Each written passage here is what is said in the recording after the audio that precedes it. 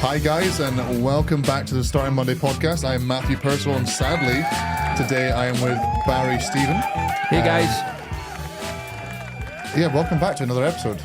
Second time recording this month, so we're smashing it right now. We're smashing it. How are you, Barry? How are you doing? I'm good, thanks, Matthew. And I am pleased that we haven't taken 6 months to get back in touch with each other. Yeah, it was impressive. And we got Although he did bail me already. We were going to do it last week, and he was like, "Oh, Matthew, I can't see you again." I was upset about that. It's fine. We did get a few people listening in, which was good. Yeah, it was nice. The numbers wasn't too bad. People spoke to me about it. Like they actually listened. It was good. Yeah, I got some positive and negative feedback. Yeah, from less people. football chat. Let's not talk about football. So how's your day? We've had polar opposite days today, haven't we, Barry? How's your day been? You got up at 6 in the morning. Up at 6 a.m, started work at 7, opened the gym at 7. Yeah. Done a couple of boot camp classes. Yeah. Coached, not taking part, that is. Had a PT session. And then I've been rushing about, picking up kids, taking them places, had a bit of food, and that's about it. Came here to see you. Yeah, nice. I got up at 9:30, had breakfast, chilled out. You know what? I played chess this morning. I'm really into my chess.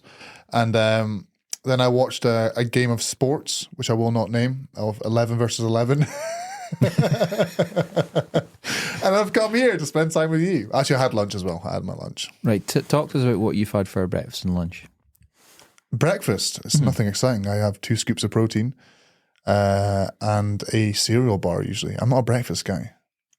Cool. Are you a breakfast? You seem like you like a breakfast. Like you cook an egg or something, don't you? I do have breakfast, yeah. Yeah, sack that. So you wake up in the morning, you don't necessarily feel hungry, or how's it I for don't you? feel hungry in the morning at all. Has that been like for as long as you can remember? Yeah. My brothers are the same. Whole family's the same. Do you We're not get really breakfast people? Do you not get to like lunchtime? Or when do you first eat then? Well, no, I have my protein shake. So my you cereal do bar. have breakfast then, yeah. Yeah, but I have something quick and easy. But you probably sit there cooking. Yeah, but having a protein shake's for me still Yeah, better no, it's a than good nothing. start today, isn't it? It's a good start, but I'm not a massive breakfast guy. And then I had lunch, went to Sainsbury's, my standard. People who know me, if you work with me, I definitely know this. Every Saturday I go to the Sainsbury's and I get a pain au chocolat every Saturday. And I had that as well. It was really nice. Nice. Yeah. Nice. My breakfast is usually pretty standard, similar. It's either poached eggs on toast, porridge, or a protein smoothie. One of the 3. Yeah, I just don't have time to cook eggs in the morning. What time are you getting up at? When you What start time? work? No. What time are you getting up at to cook eggs? So this morning, Saturday, when I start Yeah. early, I don't have eggs. I don't have any breakfast, actually. So when will you have poached eggs? Most mornings through the week. I don't start work till 9 o'clock. So Yeah. Then you're up for kids, etc., aren't Yeah. you? So you got a bit of time. there's a bit of time to do a bit of cooking. I'm and single, things so like I can just sleep in instead. It's much better. But on a Saturday, I won't eat breakfast. I won't eat anything up until lunchtime. But I don't mind that. I think it's a nice wee break from the routine. From cooking eggs every morning. And just fasting for a few hours. I guess it's not the end of the world. Although he is knackered today, aren't you, Barry? He's saying that. He's like, I haven't really eaten much on Saturdays. It's nice. And he's I'm come not in knackered. today being like, I'm not knackered. oh, I'm tired. Well, how's your week been? You been busy as a whole? Been busy. Been doing a fair bit of coaching. Quite a few new people have joined the gym or joined as clients, which has been good. It's been interesting working with different people from different backgrounds. It's always nice working with new people because you know there might be beginners, there might be people that have just never trained the way you train, and there's a lot of coaching involved and a lot of teaching, which has been good. Nice. So it keeps you. And on then your your toes. training, you managed all your sessions this week, or? Do you know what, Matthew? I've had a good month of training. So what I've been doing as well, and this might be quite helpful for some of the listeners, you might find it helpful, I don't know. But I've just been writing down in a little diary and just basically keeping tabs of every day what exercise I've done that day through January, just so I can look back on the month and have a little bit of accountability to myself. And just see that, was I consistent? Did I stick to what I said I was going to do? Am I one of these people that said I was going to train 4 times per week in January and didn't do it? Do you know what I mean? So there's 31 days in January. I trained 21 days out of 31 It's fair. That's good. because you need those recovery days. Yeah. That's like, so- what, maybe a weekend off or like 2 days a week? 10 3 days a recovery week? days in there. Usually one of the weekend days, usually a Saturday I don't train. Just too busy. Sunday I'll try and train if possible. So out of those 21 sessions, Matthew, how many were upper body? Probably. No, but you do a lot of like boot camps and all that these days, well, don't you? Well, this month I did upper, lower, and then a cardio session. So like did upper you or should lower. have a nice 3-way split.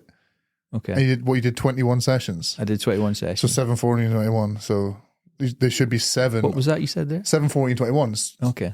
Divided by 3. You should have 7 sessions for upper body and 7 sessions for lower and 7 sessions for cardio. But I'm guessing you probably have 14 sessions for upper. Like 6 for cardio and 1 for lower. I How had many did you do? 10 for upper, Okay. 6 for lower, Yeah. and 5 for cardio. That's not terrible. It's not bad. That's not bad. I think there's That always means you're guilty of occasionally being like, I'm not doing that today. well, So I'll miss that. 6 lower bodies in January works out as lower body every 5th day. Yeah. So it's yeah. probably And I do not a lower as body frequent every as you. second day or something like that. Yeah, that's why your legs are twice as big as mine. Yep. I'll take that compliment. I'm just going to take it. I'm just not going to argue. That's all. But I'm just being honest. That's what I've done. That's still good, though. It's still good. That's still good. And you, again, we'll probably get into this later, but you're more of like a hybrid sort of athlete these days, aren't you? So No, I'm not. you are. I'm Yeah, an you old literally- guy who likes to train mostly with weights and do a little bit of cardio, and maybe have done 1 or 2 little extreme things along the way. Extreme things. Extreme things. So it leads on to our next point. We're going to chat about the benefits of cardio, like in your routine, which is interesting because I don't give cardio to a lot of my clients because a lot of my clients don't really need it for their goals. Whilst I think you probably put it in for quite a lot of your clients. Well, most of the people I train are general population, Yeah. middle-aged, looking for better lifestyle, better overall health. Yes, they want to lose weight, they want to get lean, they want to look their best. Mm-hmm. Generally, they want to be stronger, build a bit of muscle, and get the all-round benefits of fitness for life. So yeah, I do incorporate cardio because I think obviously there's a lot of benefits to including cardiovascular training in your routine. And I also, if you are training, say 4 or 5 times a week, it kind of gives you a little bit of a break away from Yeah, it's like a lifting little bit weights. of a rest day, basically, isn't it? Like, Yeah. And unless you're doing like super high intensity stuff, but I'm guessing you're more like well, as I've got older, mid-level. I find that training, super hard with like weights 3 or 4 times in a row or 3 or 4 times a week, it becomes more difficult. I feel like Yeah. you need those recovery days, but you can also have days where you're still training, but maybe you're not putting the same sort of stress on your body. You're not getting under the bar and lifting, squatting heavy weights, or maybe you're giving your elbows a rest or your shoulders a rest from the upper body work.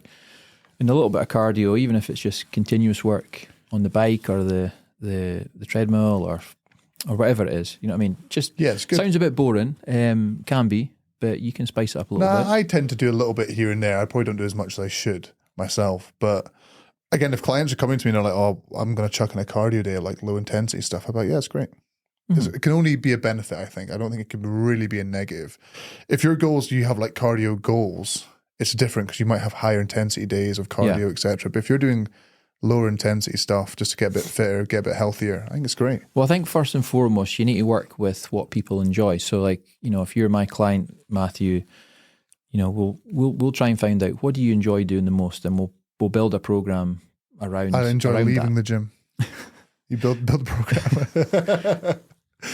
No, but I get what you mean. Yeah, you got to find things that work. But then if you're in like an hour session as well with someone and you're putting in a bit of cardio at the end, I'm guessing you're probably similar. If I was going to do that for a client, it's usually a bit like 15 minutes, like maybe like a little circuit or something like that. Yeah. Rather than like if someone's going to just come in for a day and like a session, and do cardio, I'd probably go to something low intensity for like steady state for a long period of time. But if it was only 15 minutes, of course, you're probably looking a bit more like a circuit or something like that. It's a bit funner, isn't it?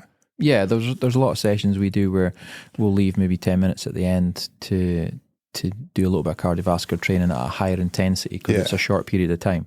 So might be pushing them a little bit over shorter distances or shorter periods on machines like the skier or the rower machine. I bet your clients love that skier. A lot of my clients want to leave the gym at 25 past the hour because they know the last 5 minutes is what's coming. But I love the skier. A little bit spicy. I love the skier.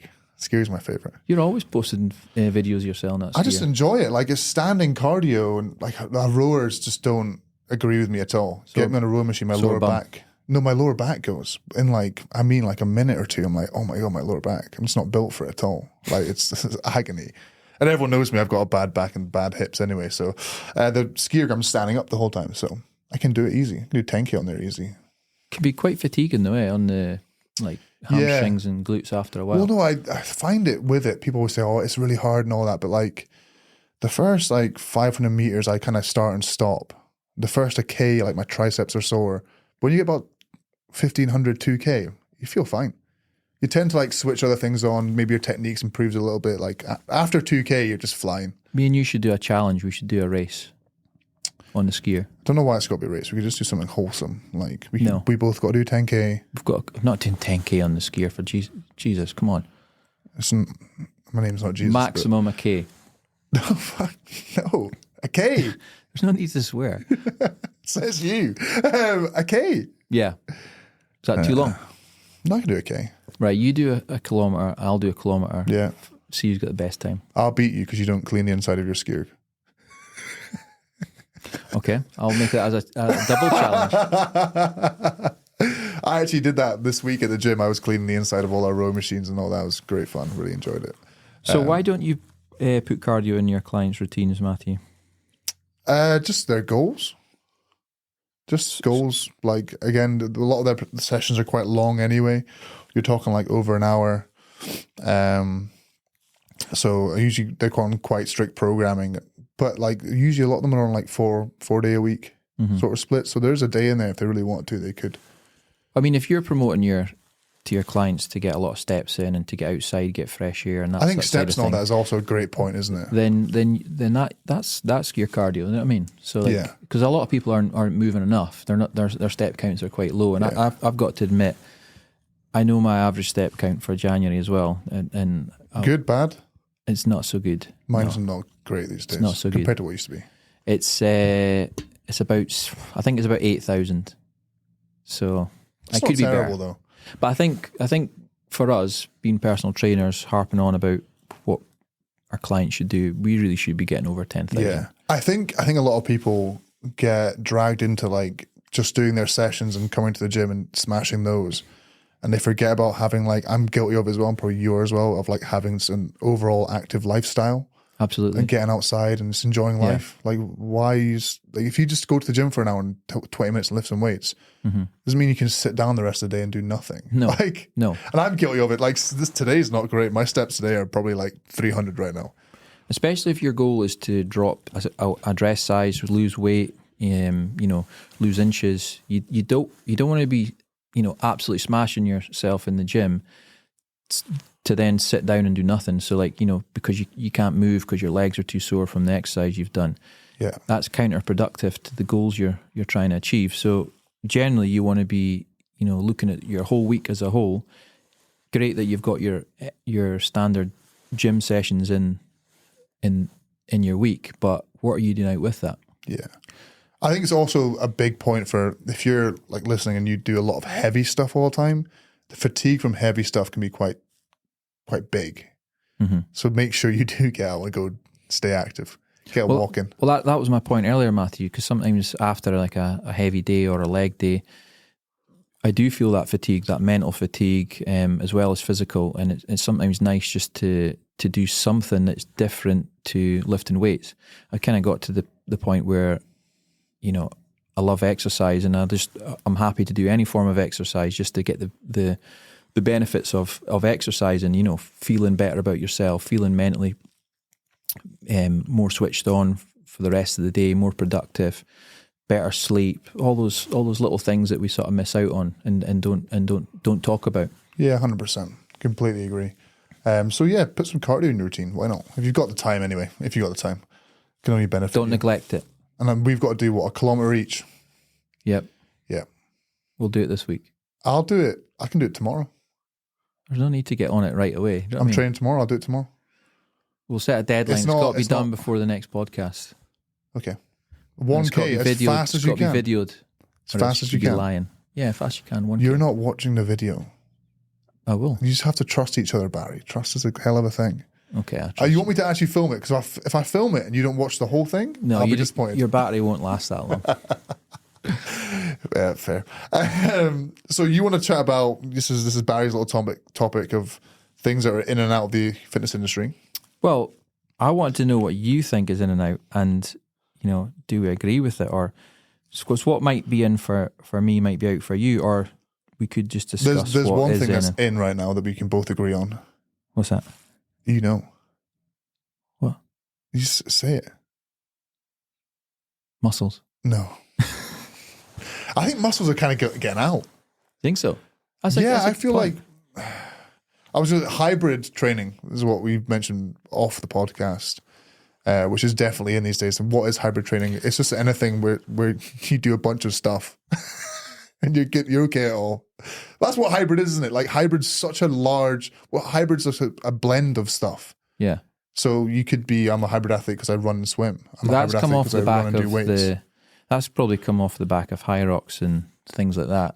That people like me that don't normally do cardio are doing a bit more cardio, and you're just taking a piss like, by people calling are like, me a hybrid. You know what? I got absolutely fed up with people calling me a CrossFitter, so now I'm called a hybrid athlete. Yeah, and don't call me a CrossFitter because I'm hybrid now. But I think it's fair to say what we could say that's a little bit more in is the general population are combining strength and cardiovascular training. Brings us back to our last topic, within their own sessions, and they're doing that style of training more nowadays than maybe they were previously. Massively so. So does that mean that strength training is out then? I wouldn't say so, because I think powerlifting's kind of getting a bit bigger, don't you think? It's because it depends. It depends what gym you're in. You know what I mean? Your gym is probably getting through the roof. Yeah. I see a lot of powerlifters, a lot, compared to prior when, God, I barely saw any, if at all. Strength training will never be out, Matthew. It'll just never be out. No. Because more and more we're getting... but I feel like powerlifting's more in than it ever has been. Like I think when you did it, there was a couple people sort of interested in it, especially in Aberdeen, the area. Mm-hmm. There was a couple people, but now I think obviously Northerns are here now. It's just got bigger and bigger. Like a lot of people are competing, even if they're maybe new to powerlifting, they're competing, and they're getting hooked on it. So I know what you mean. Like we have a lot in our gym, but like I see like other gyms in the area, and even though they are strength based, but like loads of them are powerlifters now rather than just a couple. So I think that's more in than it's probably ever been. I wouldn't say it's massively in compared to hybrid training, but it's up there. I think it's good if people are getting into powerlifting, into CrossFit, into high rocks, and all these different things, because you're obviously joining a community as well. You're not just joining a sport and training a particular way. You're actually meeting like-minded people. You're probably improving your lifestyle. Keeps you motivated, right? And you're meeting people that you can call friends at the end of the day. Do you know what I mean? So like it's if you're sitting at home and you're not doing any form of training, you're missing out on a lot of things that could be helping you improve your life. You know what I mean? It's improvement as a whole though as well, isn't it? Like because you're like a CrossFitter, you do a certain workout and you get a time, and then next time you maybe beat that. Yeah. Some people get addicted to running, their 10K times improve, their marathon times improve, powerlifting, you get stronger. So you get a sense of achievement, accomplishment from doing these things, which is great. So massive. What do you think's out? What's out? It's a hard one. I think what might be out is that more and more people realize you don't need to absolutely smash yourself to bits in the gym. So like super intense, like HIIT sessions, for example. You think HIIT is out? I think it's out, or I think it's on its way out. I think it's on its fingertips, and it has been for quite a while. It's still sort of there. I think most people that probably go to what we would call a HIIT class are not conditioned for it.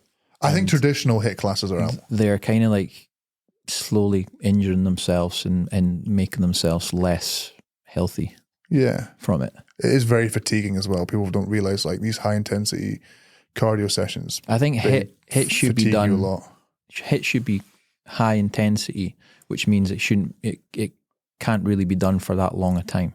So if you've got a class that says they're high intensity and you're doing it for an hour, it's really not high intensity, is it? You're working at a low intensity, doing exercises but would you that not are not think benefiting that, like, you. Traditional HIIT classes, say bodyweight routines and all that, they're gone.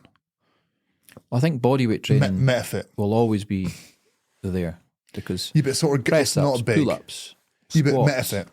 I'm talking burpees into mountain climbers, into squat jumps. Yeah. I would say that style of HIIT is out. But Yeah. what's in is new styles of HIIT when you have like Barry's Boot Camp. Mm-hmm. Those sort of classes where you have like equipment at super high intensity. But they're using movements that are less intense on the joints, if you know what I mean. So like you're using like the skier, for example, which is different to jumping up and down continuously for but whole time. Still HIIT. Yeah, still HIIT, but It's less plyometrics. doing those plyometric exercises But I think that's with sort general of, population that is trend of HIIT's in. it's not really something that we should have got involved in fitness. We shouldn't have got involved. Yeah, I feel like the fitness industry let themselves down there because like plyometric training is amazing, but it's for athletes, isn't it? It's for developing your speed and your power, not for burning body fat and Hey getting Joe, yourself nice fitter. to meet you, mate. You want to lose 3 stone? Go jump up on there. Oh, there goes your knee. Which is why strength training will always be in because it's way less damaging to the body.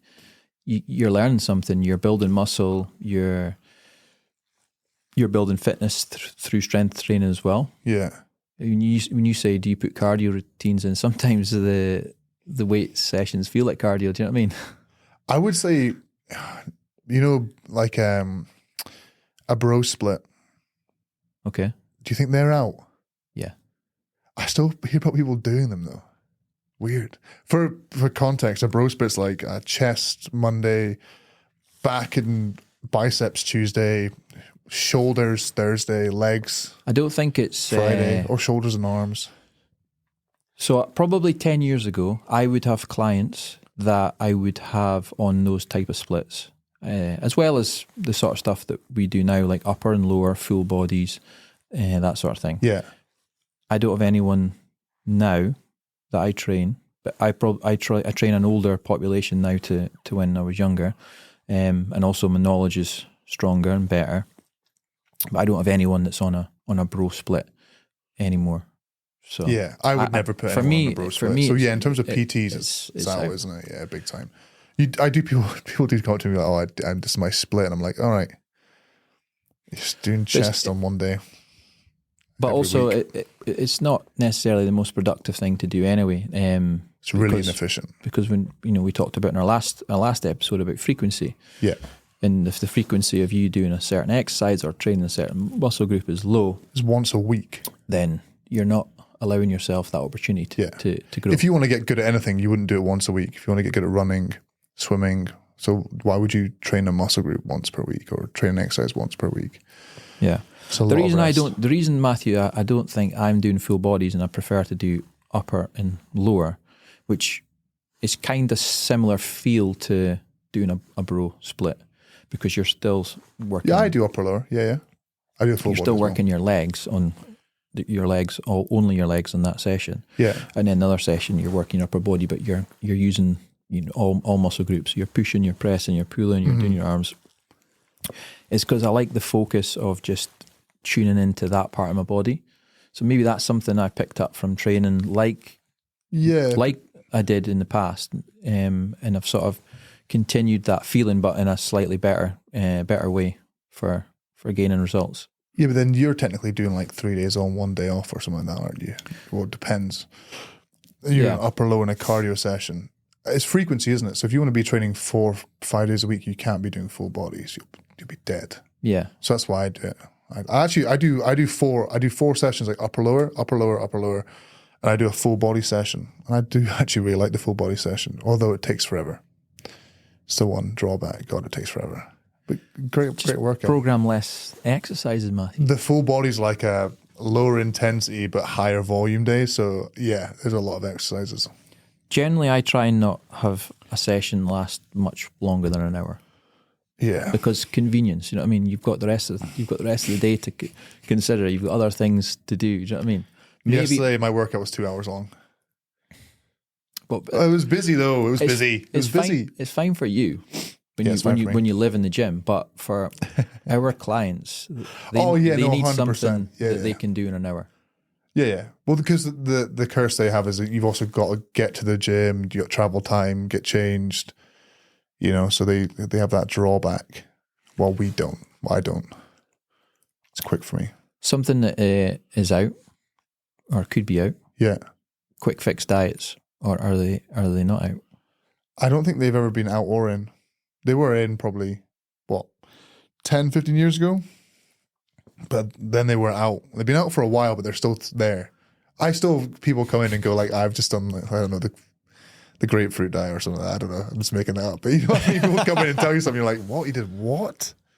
You did what? Where did you read that? It all worked though. Yeah, because you ate nothing for for 5 months or something like that. The reason I say it's out is, Matthews, because maybe 5 years ago, if you were trying to preach sustainability to clients, it was landing on deaf ears a little bit.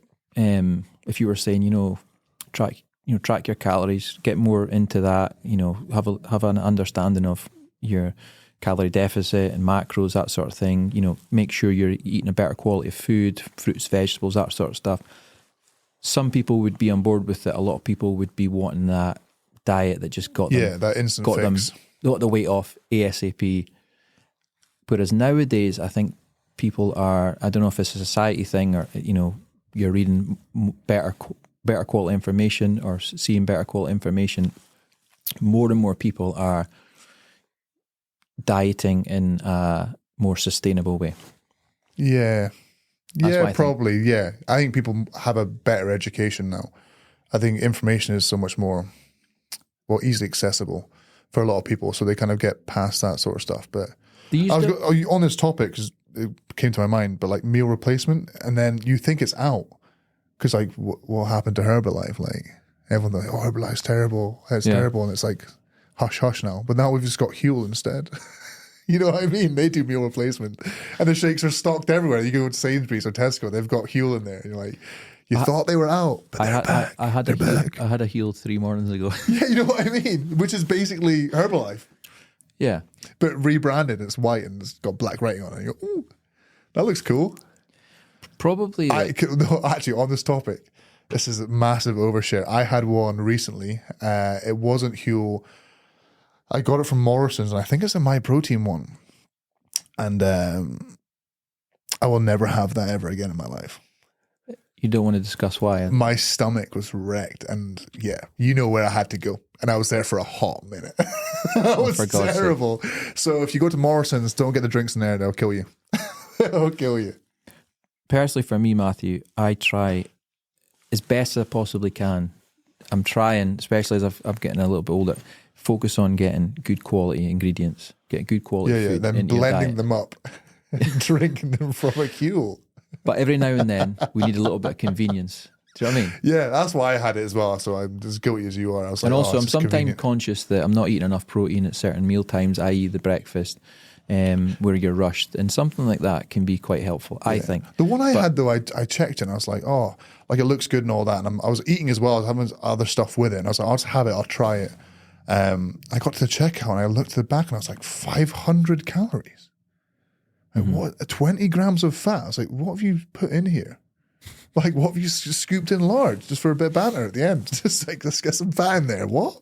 And it tasted horrible as well. It tasted horrendous. I remember, Matthew, when I was a gym instructor and limited knowledge on most things, but definitely nutrition.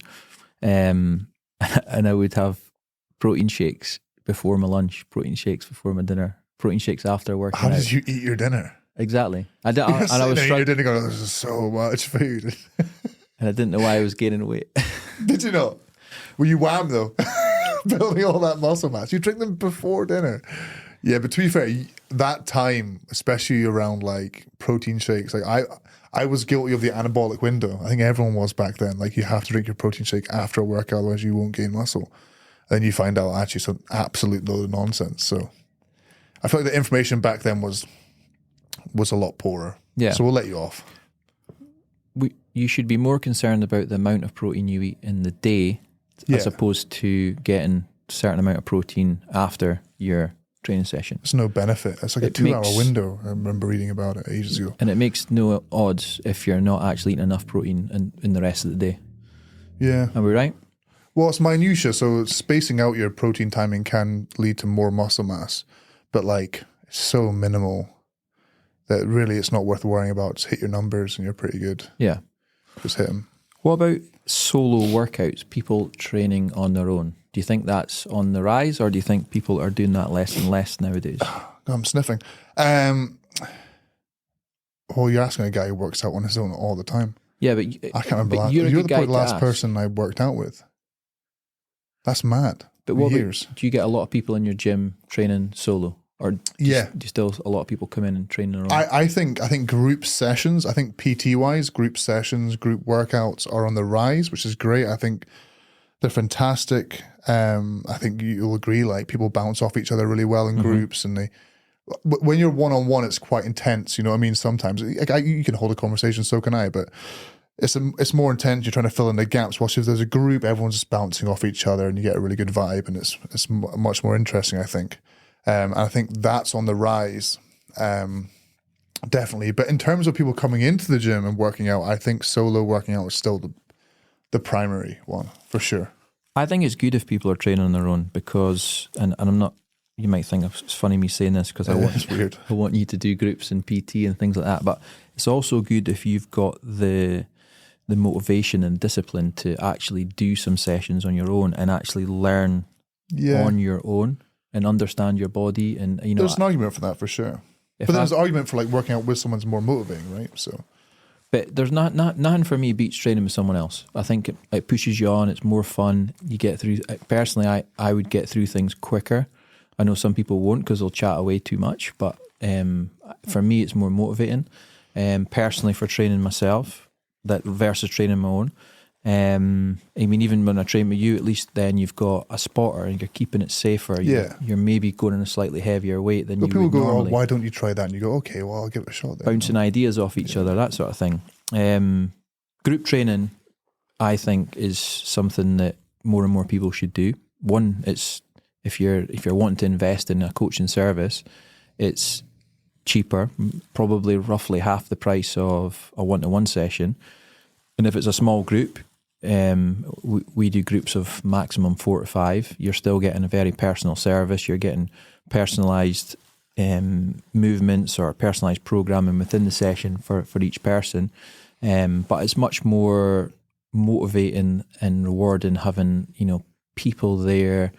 For example, I've got people that I've become like best friends for life, you know what I mean, through starting up group training. That I've met other people, and sometimes you see they're out on a weekend away or a night out or something. You're like, these guys would never have met if it wasn't for me. I love that. Like we had a lot with like my boot camps, etc. Like they're all going out for nights out together and all that. So it's nice to see. Really nice. So you're just making people more unhealthy by getting them go out in the piss? Yeah, they've got to deal with spending time with me somehow. So alcohol is usually a good option. Some people are much more prefer to train on their own though, and that's just maybe a personality type. I get that. I would argue that at least a session with someone else is always a good thing. I think it pushes you. Yeah, 100%. So I think I get your point. I think people working out by themselves is like a great thing. They work hard, they're self-disciplined, but then everyone's got that little bit of a devil in them where they're like, oh, I'm kind of scared to do that or push that weight. So I think having someone with you can really help. What about flexibility training, Matthew? We don't much speak about that. You can't touch your toes, so shall I just can go touch here? my toes.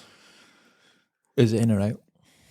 Is it in or what do you want about? Is it in or out? Oh, right. Okay, so we're on on the topic we're still on. Flexibility. Have you ever been to a yoga That's class, hard, Matthew? isn't it? Yeah, yeah. Me and you should go to yoga class I together. did as yoga well. over lockdown. We should find. Vinyasa. If there's any yoga instructors listening, drop us a little message. Nah, don't, because can me and Matthew come to a class? I've been Just for something trying to different. drag me along to that Pilates. Have you seen it? Plates. Pilates, yeah. Are you going? Is this which ones? The one where you With the reformer? Yeah. Oh, we and you should do that. You know what? If you do it, I'll do it. Yeah, I was Yeah. actually wanting to do that, just to see. I've done Pilates once in my life, and it was so hard. Well, that's good. I was sweating, and my hip flexors were on fire. But then the thing is, Pilates is more popular with the older generation. Like my mom goes to Pilates, so you're in a room and you're struggling, you're sweating, it's just tough. They're like, oh, just breathe and relax. And you have to look around the room and you see a bunch of 60-year-olds making it look easy. And you're sitting there going, I'm a dick. But it's really good. I remember Yoga I did enjoy, but vinyasas, the flows are really hard. I think stretching, back to your main point, stretching I think is in. Yeah, We do a stretch class actually, and it is picking up. So shout out to Jack, she's probably listening. But it took a while to build up. I think it's a hard sell, but I think it's a really beneficial thing to do. You know, I really enjoyed stretching. Whether it's just before a session, generally don't do a lot after sessions. Probably I 'cause I'm in never too much stretch of after a rush. session. Yeah, But whether it's before a session or just if I've got 30 minutes or an hour, just to pass a bit of time getting on the floor and doing some stretching really helps. Makes me feel better. yeah. I always stretch before a session, like my hips and like my shoulders, etc. Try and get them moving. But I think stretching, it's in or out is a hard one. I think it's probably middle ground as a whole. So what we've found is me and you are doing a 1K Oh, God. test on the skier, and we want And we're somebody going to Pilates. to get in touch about Pilates or yoga. What do you think? Yeah. Defo. The thing is, you're going to be so much better at it than me. Not the skier, because skier you're getting smashed. Pilates. How often? I'm gonna go home, go to my parents, and I'm gonna get my mum to teach me, do some Pilates with her. How often do you get a massage? I had my first one. You should be getting a massage quite frequently, I think. I've asked you several times to massage me, and you always put it off. I got a massage. I'm qualified, Matthew. From our new guy. Are you? Yeah. Whoa. I'm Hey, not, Barry. I'm not insured. That's okay. I won't sue you. We have a new guy starting at the gym, and he was just giving out free ones to the staff, and I went to him, and that was about 2 months ago, and that's my first massage for 7 years. No, I don't get massage. I don't get massage nearly enough either, but I do it a little bit more frequently than that. Yeah, I'm bad. I think The thing is, you got to find someone that you like, yeah. and you're comfortable with, who do a good job. And I just haven't got to that point. I used to have someone in the past, and they were great, but then they moved on, so I was like, oh, whatever. But get it involved before you get injured. Don't just go to these people once you get injured. Do you know what I mean? Like, use it as part of your strategy to not get injured. Do you know what I mean? So, looking after yourself includes things like making sure you're sleeping well, keeping yourself hydrated, obviously focusing on your nutrition. It's not just about your training. But on the flip side of that, it's, getting some flexibility work in, not neglecting your mobility, not neglecting your body, going massage, resting at the right times, all these things that I feel like I'm getting in trouble right now. we don't really speak about a lot, Matthew, are quite important. But they only really come any great sports masseuses out there, get in contact and help me out. Thanks. My hips are terrible. Home gyms. You He hear put his hand up when he said that. Yeah, Home but it's an gyms. interesting one though. I'm obviously against home gyms because we want you to come to our gym. But Are they in our? What's the benefits No, and they're pluses? crap, aren't they? Unless you're going to spend a fortune, and then in which case you're spending a fortune. I have seen someone recently build their own gym, and it looked great actually. But they got a lot of stuff secondhand, and I think a lot of people just buy things new. You're never going to have as much kit as a good gym. It's always going to cost you more money. But you don't need much though. You only need a few things to get by. We've spoke about this before. Yeah, but it's about enjoying.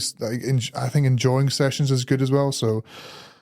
Yeah, like you can just have a barbell and some dumbbells and a bench, and you can have a great workout. And you can get strong if you want to, build muscle if you want to, get fit if you want to. But sometimes you just want variation. You want to change it up. Have a new exercise in your program, like switch it up a little bit, like get some interest. I think home gyms are for the extremely, extremely motivated and disciplined. Otherwise, they're a waste of time because yeah, but like if you want to do like a hip hinge, you're like, oh, I don't have a back extension. Or do RDLs again. You know what I mean? It's a bit boring, isn't it? But I like options. I'm thinking more that it's more beneficial for you to get away from your home, go somewhere else, different scenery. What if they love their be home? Around different people? What are you implying? Meet other people. I'm not implying anything. Barry's sitting there going, and spend money at my gym. No, but that'd be way better. But mentally, I think for me, that's a good thing to do. Whereas if you're at home, you work from home, you just get yourself bogged down with being at home. You need to get away from there, get out there. That's true, yeah. Go somewhere else where you can listen to some crap music. That's a valid. Do you know what I mean? But if you're a really motivated person, you're very disciplined. Are you still in charge of the music there? We mix it up. Do you? It's not just 90s. I'm very much the 90s guy. Yeah. It's 90s dance though, isn't it? Not always. Not basically always. I mean, it's 10 years worth of music. There's a lot of stuff. You know what I mean? Yeah, I get your point there, getting out and all that. But I think in terms of like value for money and all that, there's arguments. I think there's so many arguments against it. Unless you struggle for time, you can't get to the gym, like you live in an area that's not very accessible, it makes sense. But you'll always find like, there's always stuff you want to use that you probably wouldn't have. Or if you want to use it, you'd have to spend a fortune. Like, what if I want to use a T-bar row? We've got a T-bar row. You'd have to spend like 1,500 quid to buy one yourself. If you've got a home gym and you're using it, then, you're doing great. But if you've got a home gym and it's not getting touched, then, you need to get yourself I always out use there. this as an example. My mate was, he was a diver and he was super lean. Loved working out. He got a home gym, like he's got like a rack and stuff like that. And he became a power lifter and got massive, like overweight big as well, so fast. And then when he got rid of it and went back to normal gym, he got lean again,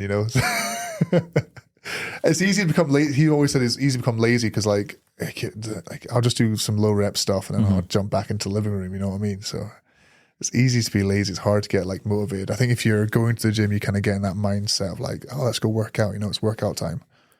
Well, talking about going to the gym, last thing we want to cover, being the end of January, a lot of people will have got into their fitness routines. Hopefully they're going to keep them up and continue through the next few months. Maybe some people didn't get started. I don't know. Let us know. But what do you think struggle with in the gym? Like, going into the gym for the first time, beginners, or people that have not been for a while. What are they feeling, and how can we maybe help them get over whatever they're feeling?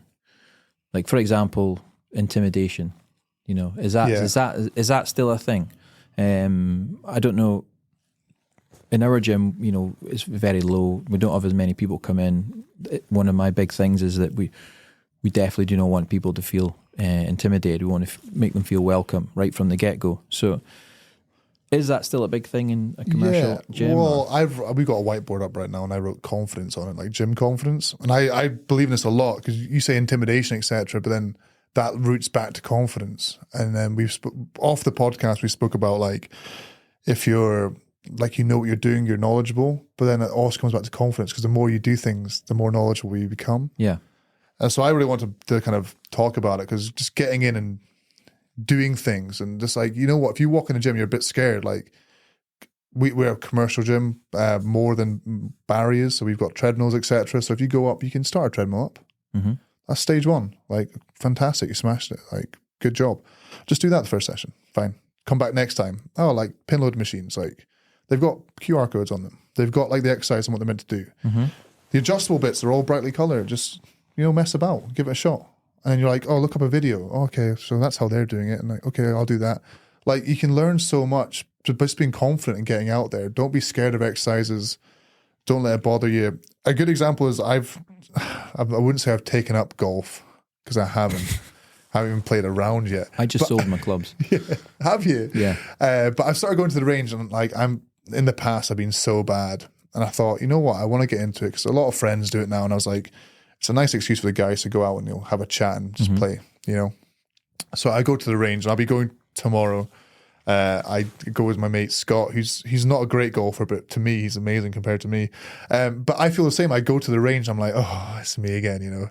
I'm terrible at this. But then just hit some balls, and I'm intimidated. I'm not gonna lie, but it's not because the people are intimidating. It's not because the surroundings are intimidating. It's just because I'm a bit low confidence. I'm not very good at it yet. But I think just keep going, and you'll get better and better. That's a really good example of the golf, by the way, because I can relate to that, being pretty shy at golf as well. Yeah, and you walk up like, oh. Whenever I've been into a golf course, for example, it's a level up from the driving range, isn't it? It's like that's the next step for me. And I've already spoken in a previous episode about me throwing a club into losing a club on the tee. Do you know what I mean? Yeah. Not a ball. I lost a club. Interesting episode. I think it's like the fourth or fifth one. Yeah, go back and listen to it. It's a while back. But I can imagine that's what it would feel like for someone that has got a lack of knowledge going into a gym. Is similar to what we feel like going into the golf course. Yeah. Because you feel like, oh, these people, they know what they're doing. The members, they've got all the kit. They're good. They're good. They're good. But like at the last sport. time I was there, I rocked up and like I shank a lot of balls. Like, I'm getting better. My swing's getting better. And I'm more consistent. You do what? The balls? Shank them. Oh, I just heard something. That's good. Okay, good. And we got moved to this little area, and there was two young lads getting a lesson, and you're like, it's weird because I'm like 120 kilograms. I'm a big guy. You should be. And smashing I'm like intimidated by these two young lads who are like screaming at like 350 yards. I'm like, okay. But then I started chatting to them, and people are so friendly. I think the gym's like that as well. People are genuinely quite friendly. Just get out there, just try things, and just have a little chat. You're good. Confidence will grow and grow and grow and grow, but you have to put yourself in situations where you're going to allow it to grow. I love that little system that you just came up with there, Matthew. Day one, jump on the treadmill, figure out how to use the treadmill. It's like the one place where you can be and not worry, because you're on your own little section. You can just put the speed down low. You can look about. You can take in all the surroundings. Yeah. Day two, maybe try a fixed machine. Yeah, it's moved a bit further. Where it's got lots of information on it. Day three, maybe do a couple more machines, and you just slowly build it up. And before you know it, like, oh, they're doing that. Oh, that's how you do that. Okay. Yeah. And then don't forget, like, gyms have staff, and we're happy to help. And I think people think, for example, our staff, we do cleaning and all that as well. We do a bit of everything. So our staff in our gym would much rather teach you how to do a couple exercises than be cleaning. So just go ask people for help. Obviously, if you're coming in at peak times, it's going to be more intimidating. It's going to be busier, but everyone's there to help you. I think people think it's very intimidating, but also this, if you do work in a gym and you're a gym instructor and you're listening to this, make that effort to go and actually speak to people. Even if they look like they don't want to be spoken to, just even a little hello and how you do and how's your day can really, really help make people feel at ease and feel better about having made the effort to come in and come back. You know what I mean? Yeah. So it's important for us as instructors to, play a role in that as well. Well, I don't think you realize as an instructor like how influential you can be by saying hello and things like that to people. Mm-hmm. People come up to me and they'll say my name, you know what I mean? I'm like, oh, I'm Matthew, and I'm like, I actually never introduced myself to you ever, but can you help me with this, or where's this bit of it, like where's this attachment and things like that. So if you're out in the gym, just saying hi, saying bye, simple things, people have like a point of contact. They come chat to you. And if you don't get that at your gym, just come to ours instead, or Barry's. We're much better.